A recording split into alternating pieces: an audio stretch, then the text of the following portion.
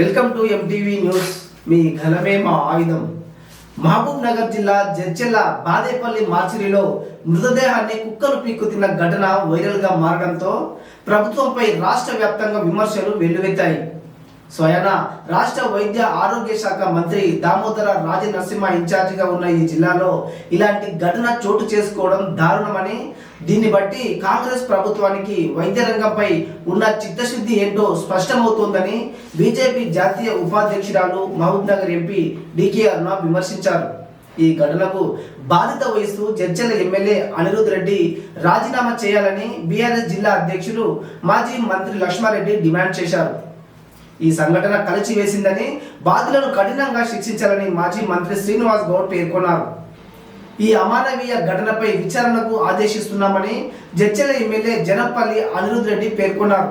ఈ ఘటనపై ప్రభుత్వం సీరియస్ గా ఉందని, బాధ్యులపై తక్షణమే కఠిన చర్యలు తీసుకోవాలని ఎమ్మెల్యే ఆదేశించారు. ఈ క్రమంలో విచారణకు వచ్చిన రాష్ట్ర వైద్య ఆరోగ్య పరిషత్ కమిషనర్ డాక్టర్ అజయ్ కుమార్ ఈ ఘటనకు నలుగురిని బాధ్యులుగా పేర్కొంటూ సస్పెండ్ చేస్తున్నట్లు ఆయన ప్రకటించారు. విచారణ క్రమంలో డాక్టర్ హరినాథ్ తనకు సంబంధం లేదని కమిషనర్ దృష్టికి తీసుకురాగా ఆయన వినిపించుకోలేదని సమాచారం. విచారణ అనంతరం కమిషనర్ ఫోన్లో మాట్లాడడం, వెంటనే సస్పెండ్ చేస్తున్నట్లు ప్రకటించడం పలు సందేహాలకు తావిస్తోంది. పూర్తి స్థాయిలో విచారణ చేపట్టకుండా ప్రభుత్వ పెద్దల ఒత్తిళ్లకు తలొగ్గి ఈ ఘటనను ఇంతటితో ముగించినట్లు అనుమానాలు వ్యక్తమవుతున్నాయి. బాదేపల్లి మార్చిరిలో జరిగిన ఘటనపై మాజీ మంత్రి లక్ష్మారెడ్డి ఫైర్ అయ్యారు. ప్రభుత్వ ఆసుపత్రిలో పోస్టు మార్టానికి తీసుకొచ్చిన మృతదేహాన్ని కుక్కలు పీకు తినడమే కాంగ్రెస్ ప్రభుత్వం చెబుతున్న ప్రజా పాలన అంటూ మాజీ వైద్య ఆరోగ్య శాఖ మంత్రి డాక్టర్ లక్ష్మారెడ్డి ప్రశ్నించారు. ఈ ఘటనకు సంబంధించి లక్ష్మారెడ్డి మంగళవారం ఆసుపత్రి వద్ద విచారించారు.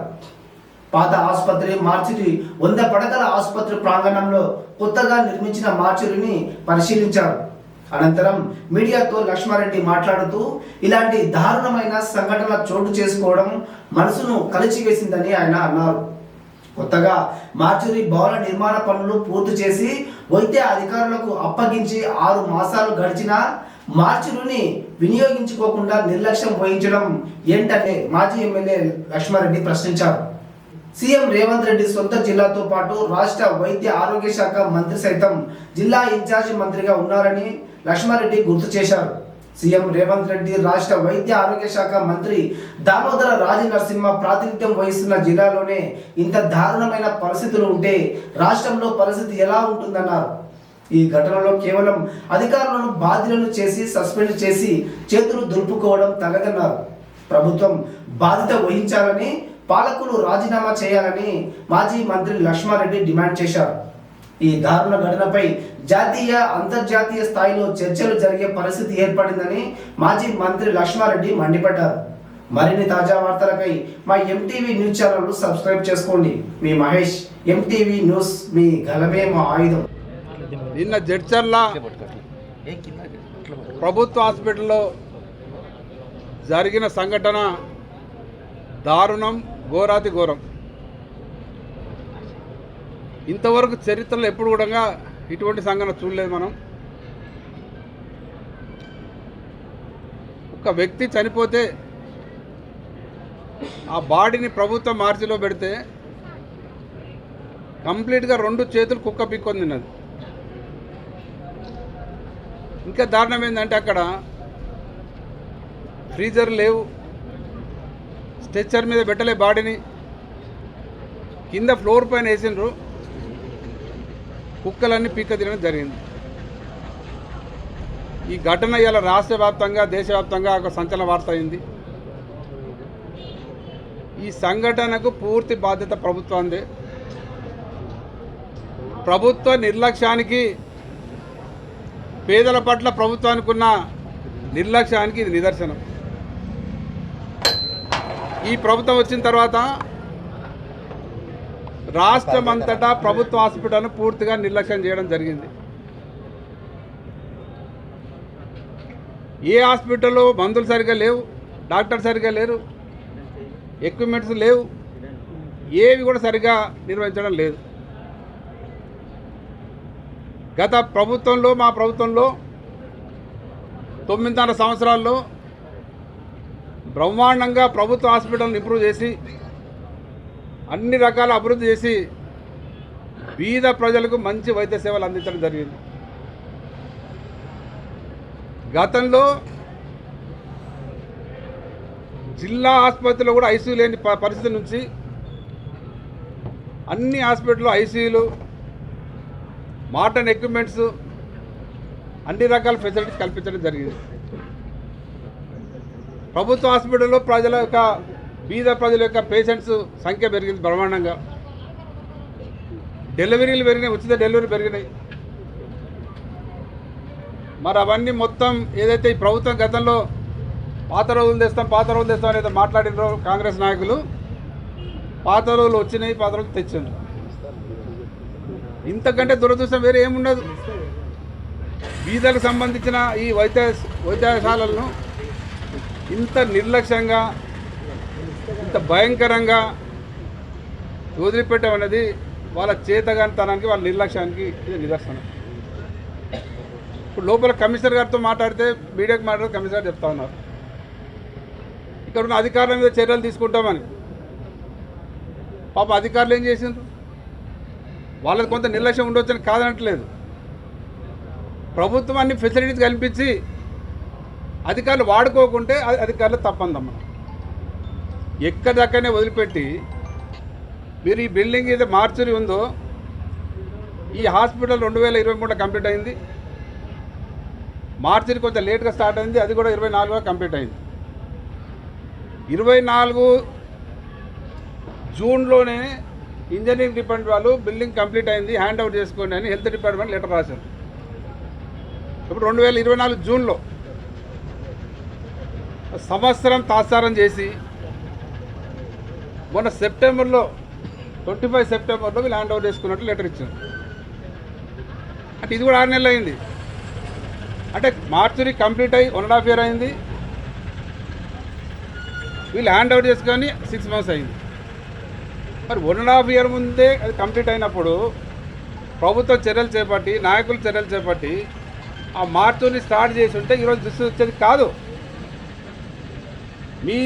మీ పనితనానికి, మీ నిర్లక్ష్యానికి గురైన ఈ పరిస్థితిని ఇప్పుడు అధికారుల మీద దొప్పి చేతులు చూపుకోవడం, ఏదో సస్పెండ్ చేసినాం అయిపోయింది మా బాధ్యత లేదనేది కరెక్ట్ కాదు. ఇది పూర్తి బాధ్యత ప్రభుత్వానికి, హెల్త్ డిపార్ట్మెంట్ది, నాయకులది, అధికారులది. మరి ఎవరు ఆపింది దీన్ని? ఎందుకు దాన్ని మార్చలేదు? కమిషనర్ చెప్పిన మీ ముందర ఫ్రీజర్లు ఉన్నాయని. మరి కొత్త బిల్లులో ఫ్రీజర్లు ఉంటే ఎందుకు మార్చుకోలేదు? మరి పాత దాంట్లో ఫ్రీజర్లు ఎక్కడ పోయినాయి?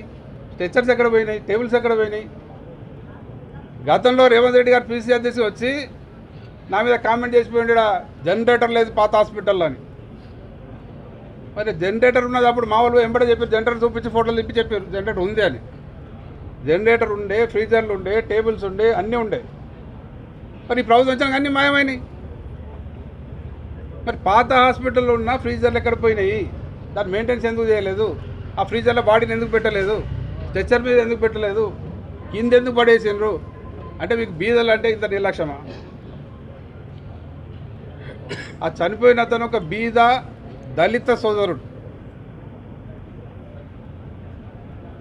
ఈరోజు అతనికి వీళ్ళు ఇచ్చిన సన్మానం ఇది. మాది ప్రజాపాలన, ప్రజల ప్రభుత్వం, బీదల ప్రభుత్వం, బీదలను సర్వనాశనం చేసే ప్రభుత్వం ఇది. ఇది నాయకుల మీద చర్యలు తీసుకోవాలి, ఇది అధికారుల మీద కాదు. ఏదో సస్పెండ్ చేసినా అయిపోయింది, మా బాధ్యత లేదు. అధికారులు సస్పెండ్ చేసిన కాదు, అధికారులతో పాటు అధికారులకు డబుల్ బాధ్యత ప్రభుత్వానికి. మరి ప్రభుత్వం ఎవరి చర్యలు తీసుకోవాలి? నిర్లక్ష్యం చేసి నాయకుల మీద ఎవరి చర్యలు తీసుకోవాలి? ఇది ప్రజలు గమనించాలి, అర్థం చేసుకోవాలి. ఈ దుస్థితి ఎందుకు వస్తుంది? ఈ దౌర్భాగ్యం ఎందుకు వస్తుంది? మాటలు ఎక్కువ, చేతలు తక్కువ. తర్వాత ఇక్కడ క్రిటికల్ కేర్ సెంటర్ ఇది. నేను స్టార్టింగ్గా కట్టేటప్పుడే చెప్పిన, ఇక్కడ పక్కన ప్రభుత్వ స్థలం ఉంది, అదన్నా తీసుకోవచ్చు, లేక ఇంకెక్కడ స్థలం చూస్తే కట్టాలి. అక్కడ పక్కన మెటర్నిటీ వార్డు ఉంది, డెలివరీకి అంతా అటు నుంచి వస్తారు. అది మొత్తం టైట్ అయిపోయింది. క్రిటికల్ కేర్ సెంటర్ అక్కడ పెట్టిండ్రు. పార్కింగ్ ప్రాబ్లం అవుతుంది. పక్కనే మార్చురీ. దీనిపైన ఇంకో ఫ్లోర్ వేస్తారంట.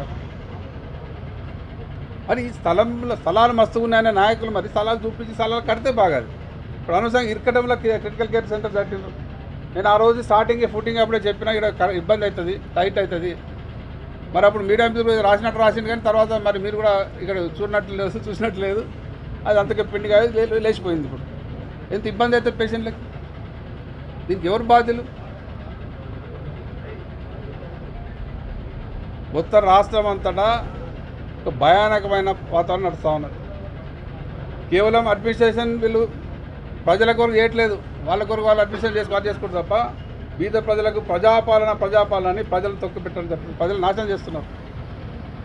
ఇంతకంటే నిదర్శనం ఏం కావాలి? ఇంతకంటే దుర్మార్గం ఏం కావాలి?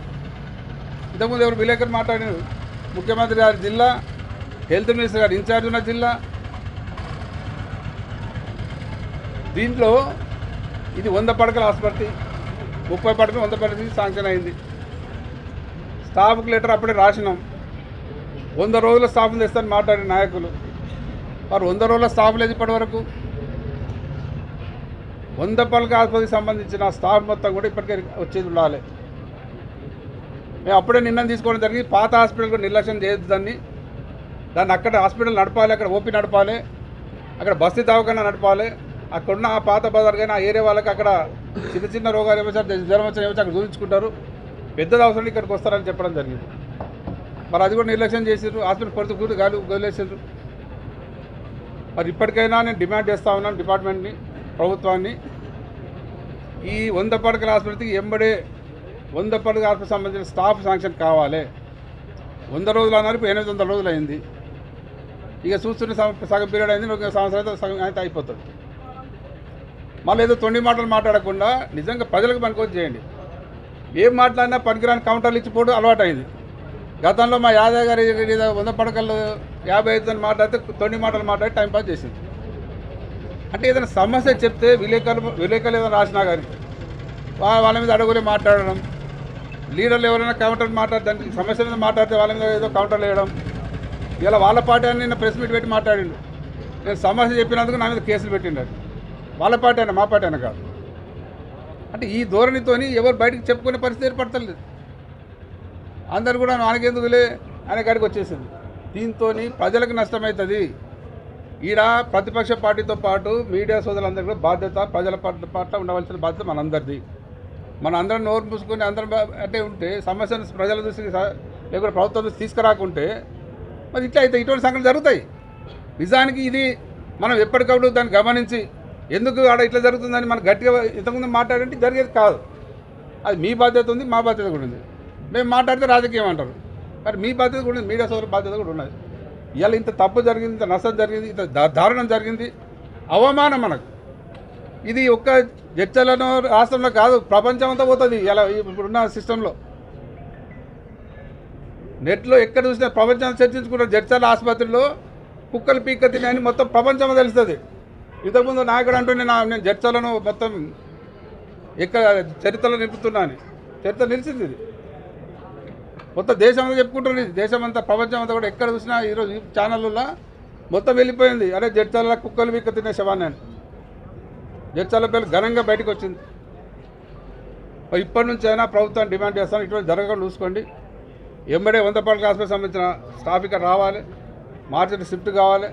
తర్వాత పాత హాస్పిటల్ నడపాలి, ఓపీ నడపాలి, బస్తీ దవాఖానాలు శాంక్షన్ అయినా అక్కడ పెట్టాలి. అక్కడ హోమ్ హాస్పిటల్గా తీసి పక్కకు పెట్టి అది కూడా అక్కడికి రావాలి. ఇవన్నీ డిమాండ్ చేస్తూ ఉన్నాను. ఈ సంఘటనకు దురదృష్టకరం, బాధాకరం. నమస్కారం. మరిన్ని తాజా వార్తలకై మా ఎంటీవీ న్యూస్ ఛానల్ను సబ్స్క్రైబ్ చేసుకోండి. మీ మహేష్. ఎంటీవీ న్యూస్, మీ గలమే మా ఆయుధం.